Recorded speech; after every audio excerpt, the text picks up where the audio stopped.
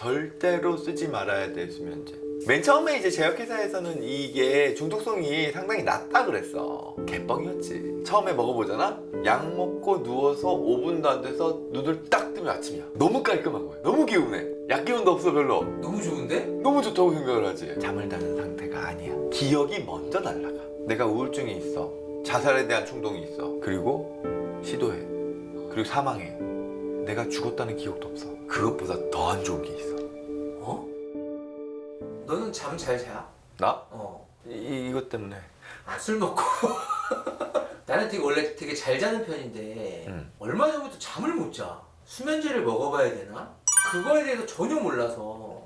수면에 도움이 되는 약들 종류는 너무 많아. 구분을 크게 한다면 하나는 우리가 향정신병 약물이라고, 이건 이제 의존성도 있고 금단도 있을 수 있고 내성도 있을 수 있고 우리가 소위 수면제라고 얘기하는 것들. 반면에 향정신성 약물은 아닌데 그냥 일반 수면을 도와주는 수면 보조제 쪽 계열은 중독이나 이쪽 남용의 우려가 조금은 적어. 가장 심플하게 살 수 있는 수면제는 뭘까? 의사한테 안 가고 살 수 있는 게 제일 심플한 거잖아. 약국에 가서 수면제 주세요 하면 주는 게 있어? 그럼 수면 보조제를 주지. 감기약. 그치. 아. 그거랑 거의 기전이 비슷해. 우리가 얘기하는 안티히스타민 계열의 약물, 우리가 알러지 약으로 많이 쓰는, 콧물 약으로도 많이 쓰는 옛날 안티히스타민 약들은 졸림 부작용이 있어. 그래서 감기약을 먹었을 때 우리가 졸리다고 느끼는 거는 그 감기약 안에 졸림 부작용이 있는 안티히스타민 때문에 그래. 그래서 그것과 유사한 계열의 약을 수면 보조제로 따로 만들어 가지고 이제 약국에서는 구매를 할 수 있는 거지. 근데 이런 약들을 과다 복용했을 때, 근데 그러면은 정말 심각한 위해가 생길까? 이제 안 생길 것 같아. 그치. 그러니까 약국에서 팔 수 있는 거야. 대표적인 수면제, 지금 우리 사회에서 가장 수면제라고 할 때 대표격 스틸록스, 졸피뎀. 졸피뎀이 성분명이고, 스틸록스는 졸피뎀을 초반에 오리지널 판권을 가지고 있던 회사의 상품명이야. 그래서 스틸록스, 졸피뎀, 요즘 이게 카피가 풀려서 다양한 제약회사에서 만들거든. 졸피람, 졸피신, 졸피가 들어가는 약들은 다 이 졸피뎀이라고 생각을 하면 돼. 졸피뎀 들어본 것 같아. 그지? 맨 처음에 이제 제약회사에서는 이게 중독성이 상당히 낮다 그랬어. 개뻥이었지. 졸피뎀은 수면제 중에서는 나는 가급적이면 안 쓰려고 애를 많이 써. 왜냐면 한 번 쓰기 시작하면 끊기가 너무 어려워. 처음에 먹어보잖아? 약 먹고 누워서 5분도 안 돼서 눈을 딱 뜨면 아침이야. 너무 깔끔한 거야. 너무 개운해. 약 기운도 없어 별로. 너무 좋은데? 너무 좋다고 생각을 하지. 그럼 어떻게 돼? 아, 계속 그거를. 계속 쓰게 되는 거야. 아, 그걸 계속 먹고 싶구나. 근데 졸피뎀의 가장 큰 문제는 먹자마자 맨 처음에는 5분 있다가 바로 딱 눈 뜨니까 아침이야. 근데 점차 잠드는데 시간이 걸려. 중간에 깨기도 해. 내성이 생기는구나. 그치. 그럼 어떻게 되겠어? 용량이 높아지지. 높은 용량도 뭐 몇 개씩 더 먹고. 근데 지금은 졸피뎀이라는 약의 위험성이 사회적으로 지금 너무 인식이 돼서 처방 제한이 있어. 한 알 이상 못 쓰게 돼 있고, 한꺼번에 받을 수 있는 일수도 28일로 제한돼 있어. 근데 위험한 이유가 단순하게 중독 때문일까? 또 있어? 졸피뎀을 먹고 난 다음에 그냥 깔끔하게 잠이 들었다고 생각하잖아. 근데 실제로 검사를 해보면, 뇌파 수면 파악을 해보면 뇌파로 잠을 자는 상태가 아니야. 기억이 먼저 날아가.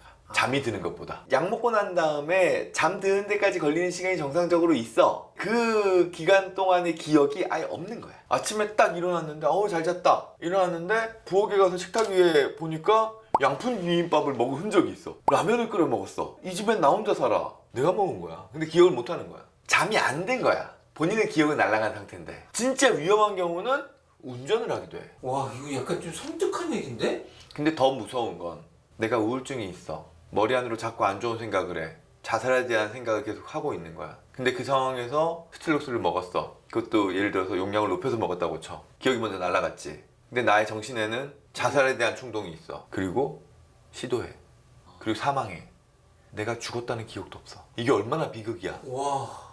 그러니까 마취제 같은 개념인 거야. 그러네. 근데 그 약을 왜 처방을 할 수 처방을 하는 경우는 어떤 경우고요? 근데 한동안 중독성 위험도 좀 떨어지고 수면에 대한 효과도 좋다는 식으로 너무 널리 알려져 버린 거야. 정신과가 아닌 내과나 가정의학과나 이런 데 가서 잠 안 온다 그러니까 그 선생님들 입장에서는 본인의 기억에 수면제라 그러면 스틸록스 졸피뎀인 거야. 그러니까 그냥 쉽게 처방하시는 거야. 근데 위험한 거지. 그러면 절대 쓰지 말아야 될 수면제가 졸피뎀인 거야? 그것보다 더 안 좋은 게 있어. 절대로 쓰지 말아야 될 수면제. 내가 경험적으로 이 약은 정말 악마의 약이다. 약을 끊어내기가 너무 어렵다 라고 생각하는 약은 루나팜이야. 이건 상품명이고 성분명은 플루니트라제팜이라는 약이야. 이 약은 진짜 쓰면 안 돼. 판매가 되는 약이야? 우리나라에선 판매가 되고 있지. 미국에서 뭐로 쓰였냐 하면 데이트 강간 약으로 썼어. 몰래 술에다가 타는 거야. 쓰러지는 거야. 데려가는 거지. 기억이 날아가거나 하는 효과가 스틸록스보다 훨씬 강해. 그래서 미국에서는 판매가 안 돼. 유럽의 많은 나라들도 그렇고. 근데 우리나라는 아직까지 판매 허용이야. 근데 더 웃긴 건 뭔지 아냐? 정부에서 스틸록스는 위험성을 인지하고 있으니까 처방 제한을 타이트하게 하잖아. 나이 제한도 있어. 근데 이 루나팜은 그 제한이 없다? 개수 제한이 없어. 물론 30일 처방 제한은 있어. 나는 이거를 미국처럼 금지를 시키건 하다못해 스틸록스 수준으로 처방 제한을 한다고 생각하거든. 근데 정말 내가 많은 임상 사례들을 겪는데 플루니트라제팜에 중독도 있잖아? 그럼 언젠가는 이게 내생이 막 생기기 때문에 이걸 아무리 먹어도 못 자. 이런 수면제 계열은 우리의 신경을 완전 눌러버리기 때문에 우리 뇌가 어떻게 되냐면은 완전 각성해 버리는 거야. 왜냐면 밤사이에 완전 눌렸기 때문에 금단으로 낮에 과각성돼 버려 우리 뇌가. 그 대표적인 증상이 공황 증상이야. 낮에는 막 안절부절 못하는 거야. 공황 증상 때문에. 나한테 공황 증상이 생긴 게 아니라 이거는 수면제의 금단 증상이야. 많은 정신과 선생님들께서 루나팜을 끊는 거를 제일 힘들어 하실 거야. 나한테 루나팜 때문에 오시는 분이 있으면 이 약을 꼭 끊으셔야 되는데 끊는 과정이 정말 괴로우실 거다. 그 괴로움을 감수하고서라도 끊을 생각이 있으시면 내가 그럼 도와드리겠다라고 해. 그러면 어느 병원에서 처방을 해주는 거네 계속. 그런 약의 위험성을 잘 모르시거나 혹은 내가 이 위험성을 알지만 이 사람이 지금 당장 이 약 아니면 못 잘 것 같으니까 쓰는 거야. 또 혹은 정말 나쁘지만 그냥 계속 나한테 와서 약을 처방받아가면 되겠지라고 안일하게 생각하시는 경우들도 있겠지. 황당한 부작용이 하나 있어. 수면제는 끊었는데 살이 엄청 찌는 거야. 생각을 줄여주는 약이 있다고? 조현병, 망상, 환청. 그러니까 결국에는 우리가 수면제라는 건 어쨌든 정말 필요할 때 써야지. 그리고 무엇보다 나는 중요하다고 생각하는 건